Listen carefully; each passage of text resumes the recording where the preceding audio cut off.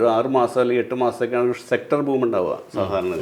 അതേ സമയങ്ങളിൽ തന്നെ നല്ല കമ്പനികൾ, നല്ല മാനേജ്മെൻറ്റുള്ള കമ്പനികൾ ഇവർ കണ്ടിന്യൂസ് ഗ്രോ ചെയ്തുകൊണ്ടിരിക്കുന്നുണ്ട്.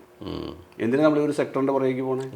സെക്ടറിൻ്റെ പുറകെ പോകുമ്പോൾ ഒരു കുഴപ്പമുണ്ടാകുന്ന വെച്ച് കഴിഞ്ഞാൽ ആ സെക്ടറിന് എവിടെയും ഏതൊരു സെക്ടറിനകത്തും ഒരു സെറ്റ് ബാക്ക് മതി അതിനെ മുഴുവൻ ഇല്ലാണ്ടാക്കി കളയാൻ. ഒറ്റ സെറ്റ് ബാക്ക്.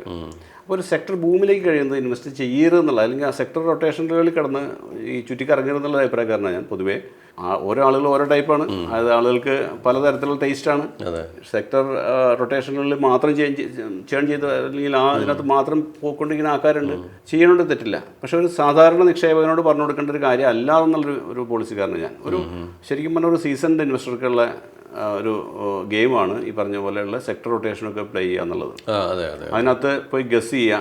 നമുക്ക് മലയാളികൾക്ക് പൊതുവേ ഈ പറഞ്ഞൊരു ഗാംബ്ലിംഗ് മെൻറ്റാലിറ്റി കൂടുതലുള്ളതുകൊണ്ട് നെക്സ്റ്റ് സെക്ടർ ഏതായിരിക്കും, നെക്സ്റ്റ് HDFC ബാങ്ക് ഏതായിരിക്കും, നെക്സ്റ്റ് അത് ഏതായിരിക്കും എന്ന് ചോദിച്ചുകൊണ്ടൊക്കെ തന്നെ നമ്മുടെയൊക്കെ പണി. മലയാളി എന്നുള്ള ഇന്ത്യക്കാരൻ ആരാണെങ്കിൽ നമ്മളത് തന്നെ അവസ്ഥ.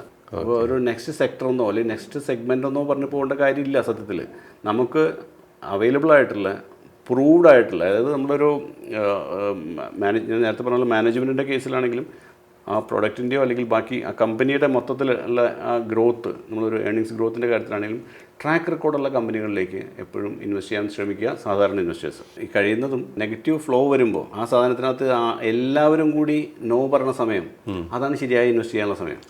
അത്രയും ലോ ആയിരിക്കും അല്ലേ? അപ്പോൾ എല്ലാവരും യെസ് പറഞ്ഞ സമയം, അതാണ് ശരിക്കും പറഞ്ഞാൽ എക്സിറ്റ് ചെയ്യേണ്ട സമയം. സ്റ്റോക്ക് മാർക്കറ്റിൻ്റെ ലോജിക്ക് അതാണ്. ശരി.